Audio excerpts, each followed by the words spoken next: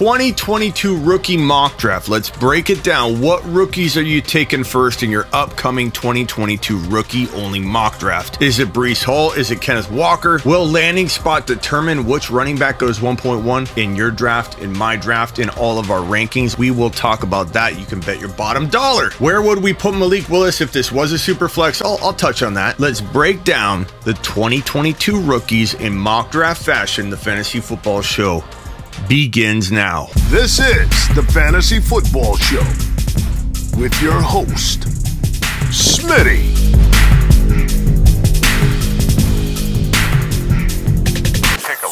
Let's start off by saying the obvious here. Where players fall, the landing spots determine so much. Yes, talent can rise to the top, talent can win out, but situation is king. They don't say that phrase for nothing. Situation is definitely king. And in the case of Breece Hall or Kenneth Walker, situation will be kingmaker. Breece Hall or Kenneth Walker will be the 1.1 in all of our upcoming rookie only mock drafts, and if they aren't, then someone's not paying attention. If you understand the assignment, you will be watching the landing spot of Breece Hall and Kenneth Walker. Who's better between Breece Hall and Kenneth Walker? Let's start with that. They both have the ability and skill set to be top 5 to 10 in fantasy football overall.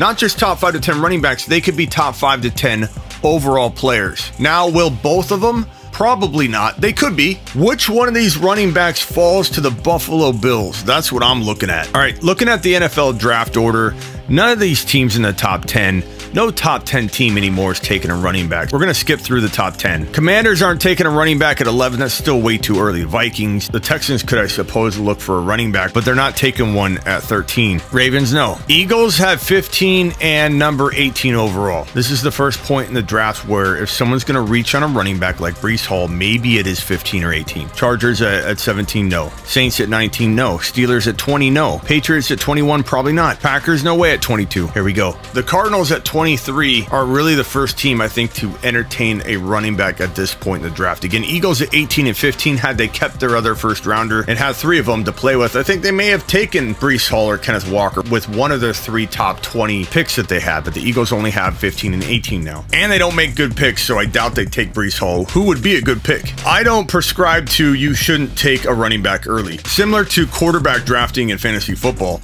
I'm just not a you don't take a certain position early because people don't do it. I don't follow those rules. I don't care about those rules. If I was the GM of the Eagles, I would take Breece Hall at 15 or 18. I wouldn't hesitate, nor would I let what other people do or the historical trending influence me into passing on an elite talent like Breece Hall or Kenneth Walker. 2 running backs, I think either one could be a top 10 running back in the NFL, top 5 to 10 in the NFL. But I don't see the Eagles doing it. They don't make great picks. Again, we're down to the Cardinals at 23 being the most likely team so far. Not the most likely overall. I'm going to get to a team that I think is more likely, but so far, through the top 23 picks, I don't see a team more likely than the Cardinals to maybe take a stab at Breece Hall or Kenneth Walker. But Smitty, what about James Conner? They just signed James Conner. He's the future. Conner's good. Conner did really well last year, but they had a duo, a 2 running back duo, a 2-headed mini monster little attack they had that was very successful. They lost Chase Edmonds to Miami. I think the Cardinals very much want that 1-2 punch, but Conner is not a long-term option. He can barely stay healthy. And even if Conner has one good year here in 2022,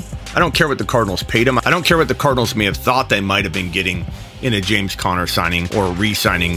He's not the future. If Breece Hall were drafted, the Cardinals would run the heck out of him. Maybe the situation is a little cloudy in year 1, but for the long term, Breece Hall, Kenneth Walker, good fit for Arizona for the long haul. And they could use a distraction for defenses to keep off of Kyler's back, to stop keying on Kyler, to take away Kyler's ability to navigate outside the pocket, connect with Hopkins, and do things to keep defenses honest like that would be a very good thing for the Cardinal offense. Will the Cardinals do it? Probably not. They passed on Najee Harris last year for a defensive guy that no one even thought should have belonged in the mid-second round. So I don't have a ton of faith in the Cardinals to do the right thing here. They didn't take Najee Harris last year. The clear and only pick in that draft in 2021 for the Cardinals. They passed on Najee for a player that was going to be nowhere near Najee's value to the team. It was head scratching to me. As a Cardinal fan in Arizona, I was devastated when they passed on Najee Harris. They're probably going to pass on Breece Hall and Kenneth Walker at this 23 pick, but they shouldn't. Cowboys don't need a running back. Buffalo 25. This is the top landing spot for both Breece Hall and Kenneth Walker. This is the #1 landing spot for running backs in 2022. And as we go through the remainder of the teams, you might be shocked at how many teams don't need a running back, and one of Breece Hall or Kenneth Walker could land in a bad spot. That's why I don't feel like both of them are locks to be top 5 to 10 running backs. I think they both need to fall in good situations, and the odds of both of them falling in a good situation is not astronomically high, the odds of it, but I really feel like Buffalo's going to land one of Breece Hall or Kenneth Walker. Take a look at Devin Singletary's game log from week 15 on. So week 15, 16, 17, 18, and in the playoffs, 19, 20. Week 15, 86 yards, 22 carries, 1 TD. Week 16, 39 and 1 TD. Week 17, 110 and 2 TDs. Week 18, 88 and 1 TDs. I think he had a receiving TD in this game or one of these two games, so he had an additional TD. So we're looking at 1, 2, 8 rushing touchdowns, 1 receiving in the final 1, 2, 3, 6 games.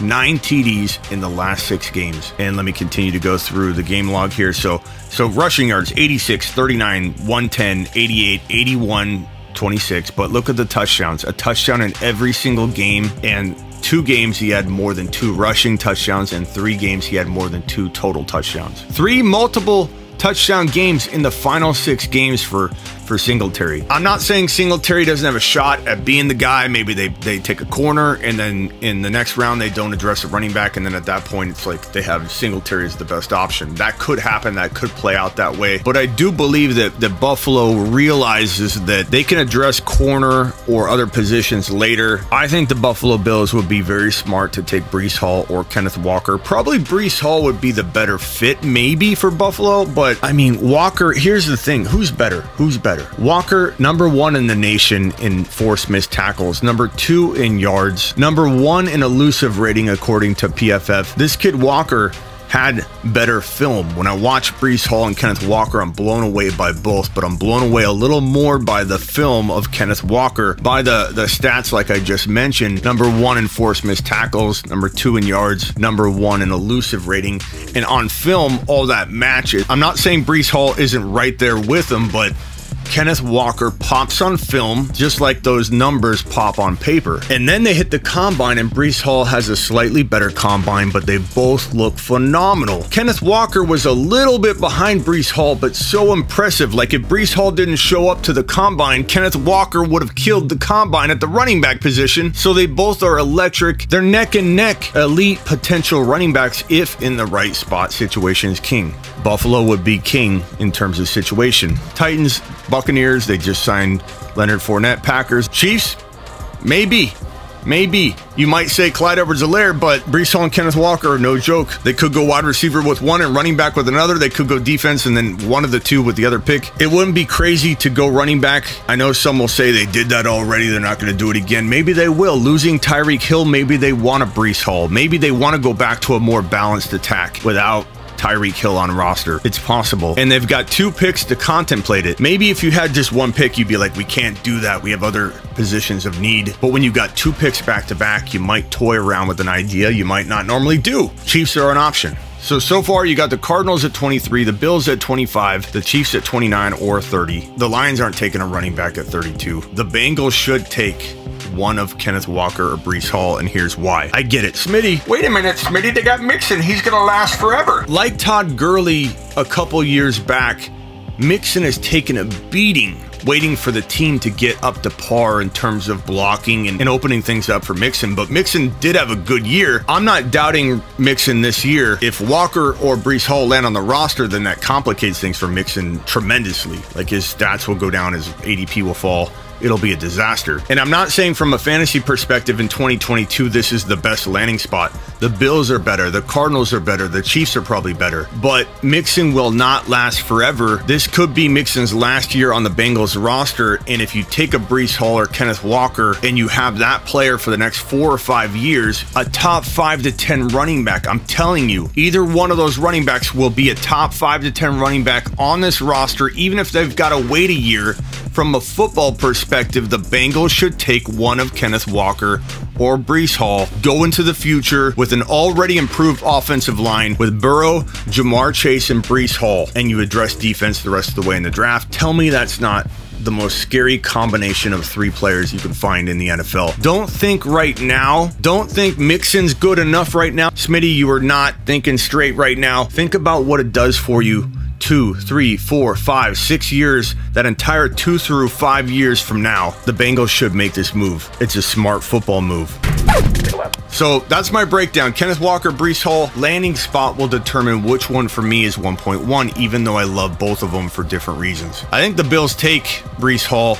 He will be the 1.1. I think that Kenneth Walker could go to a team like the Chiefs or the Bengals, maybe a little bit lesser of a spot, but I'm going to put Kenneth Walker at 2, and that can change, you know, when those landing spots are handed out. Number 3, I really love Rashad White more than most people. And while I want to put him here, we don't know if he's going to be drafted to start. We don't know how cloudy his situation will be. So I'm going to go with the top wide receiver in my mind, and that's Treylon Burks. I think Treylon Burks reminds me the most of some of these wide receivers we've seen come out as of late that can deliver right away, the most NFL ready, 1,000-yard capable, 10 TD capable. If he lands in Green Bay, he can deliver. Now, I know, Smitty, Aaron Rodgers takes a long time to develop rapport with his young wide receivers, Smitty. And while this is true in a normal situation, we're not looking at a normal situation in Green Bay. We're looking at a tight window of time that A-Rod's got left. We are looking at a very weak wide receiver group that Aaron Rodgers has on roster. He would gravitate toward Burks really quickly, and as I mentioned, Burks being the most NFL ready in my opinion. And you could argue Olave, you could argue Garrett Wilson, you could argue Christian Watson's got a lot of upside and raw ability that A-Rod could turn into the next Devontae Adams. You could argue a lot of that, so I'm not saying that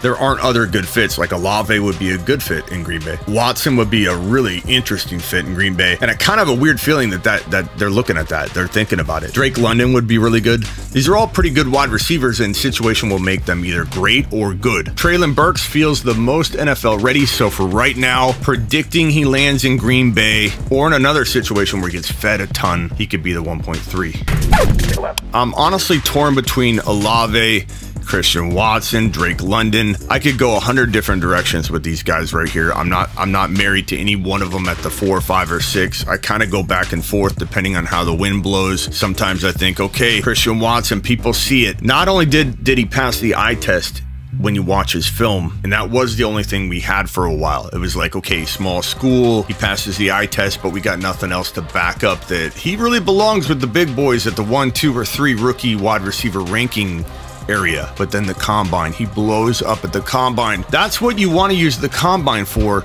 to validate a feeling you might already have. Don't let the combine make a star. Whenever a John Ross runs an amazing 40 time and he wasn't on the map, but the 40 or the workout makes him on the map, you run the risk of a bust. When you feel a guy has it and you're like, this guy Watson on film, I see it. Small school worries me, but the combine supports your feeling. That's when the combine can be useful. It can be a useful tool, but you got to use it in that way, not in the sense of a guy emerging in the combine based on 40 or metrics and you're like, oh, okay, I missed him. His metrics look like he's through the roof. I'm going to go ahead and move him up my board. Watson, you got confirmation when this kid went out and exploded at the combine. So he could be the #1 wide receiver in the draft class if he landed in Green Bay or in the best situation. I'll put Burks there now because I believe he's the best like route runner and best NFL ready prospect of all of these guys, but don't make no mistake that Christian Watson or Drake London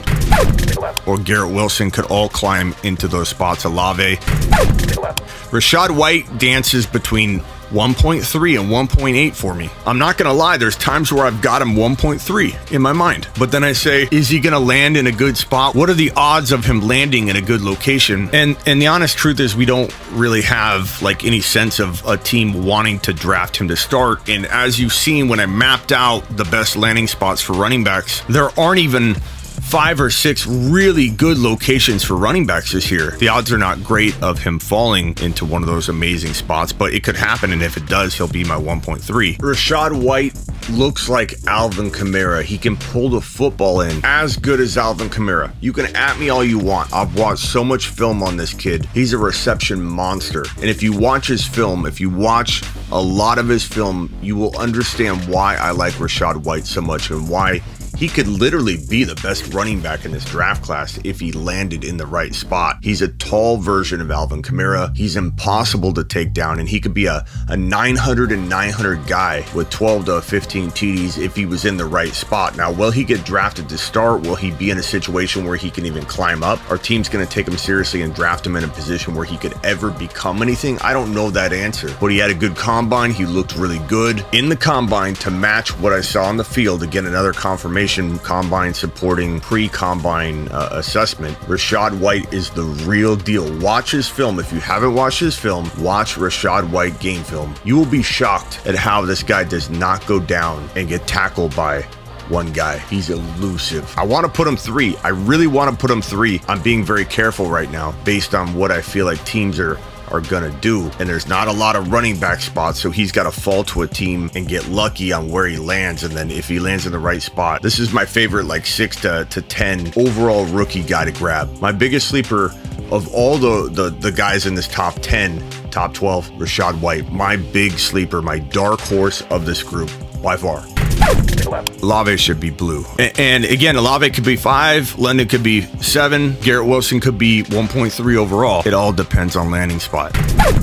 I like Jameson Williams a lot on film, obviously, but he tore his ACL. He's like 2 months into his recovery, so it's really hard to put Jameson Williams any higher if you're factoring in any kind of now, even if you're looking at a rebuild and you're looking long term. He's a good option. His landing spot could make you say, I'm willing to wait on the ACL, and his landing spot's so good, he's going to surpass everybody within another half a year. So curb your expectations as a rookie. He's 2 months in as of right now into his ACL recovery. He's not going to be near 100% all year long. His landing spot will have to carry him if he does go higher than this for me. So Malik Willis at number 10 overall. Guys that you would draft at maybe 11 or 12, George Pickens. You've got James Cook even maybe at 10, Malik Willis. Some will say Isaiah Spiller. I can't believe you don't have Isaiah Spiller on here. What are you doing? Did something happen to him? Yeah, he's not good. Isaiah Spiller is not quick. He was so slow on film to me. I couldn't understand why people like this kid anywhere near Breece Hall, Kenneth Walker, Rashad White, and James Cook. Like, Isaiah Spiller may be the next running back, or maybe another running back away from James Cook. Tyron Williams, I'm going to put ahead of Spiller. Actually, let's put Tyron Williams at 1.10 because I think Cook will be drafted as a backup. I think Tyron Williams could be also drafted as a backup, but he could go into like a third down role that gets him into the lineup quicker. So we'll put Tyron Williams at 10, James Cook at 11, and Malik Willis at 12. So that's my top 12. That's my first round. Again, Isaiah Spiller doesn't make the cut. He's not fast. He's not quick. Everything on film looks slow to me. His counterparts, when they come in the game, looked as fast, if not better than him. He didn't stand out from his own backups and teammates. People just thought, oh, the production's kind of there. He looks good on paper. He does not look good on film. And when you walked into the combine and the combine backed up what I'm saying, again, use the combine as a tool to support what you already might think. He was the worst at the combine. He was like at the bottom of every single category, and he didn't even run. He's not fast. He's not agile. He's not quick. He's not elusive whatsoever. He will be a step behind everybody else, and that recipe is a recipe of disaster. Isaiah Spiller is not in my top 12. This is my top 12. Kenneth Walker and Breece Hall are two of the best players in the entire 2022 NFL draft. And anybody that says that this draft class is weak, they may be right if you're talking about a lot of players being amazing. You're going to have Breece Hall and Kenneth Walker and maybe one wide receiver. There may not be a Jamar Chase or a JJ in this draft class from a wide receiver perspective. One of these guys could be really good, like a wide receiver 1 in fantasy, but maybe on the lower end. I don't see any of these guys being a top 5 wide receiver. They aren't Justin Jefferson. They aren't Jamar Chase. They could be a top 10, 11, 12, 13, 14 overall wide receiver. The strength of the draft class is in Breece Hall and Kenneth Walker. And like I said, situation as I mapped out might make it so that both of them can't do what we want and become who we want. Now they could climb. Talent could win out in both cases, but situationally, one of them will probably be set up to be a monster. The other will be in a cloudy-ish kind of situation. One of these guys will be a top 5 to 10 overall player in 2022 and beyond. Mark it down. And aside from these running backs, if you want my overall opinion on the NFL draft and who might be the best pick in the top 10, Sauce Gardner. This cornerback is going to be potentially the best overall player in this 2022 rookie draft class. Breece Hall, Kenneth Walker, and the cornerback Sauce Gardner are the top 3 physical talents in this NFL draft class. Mark it down.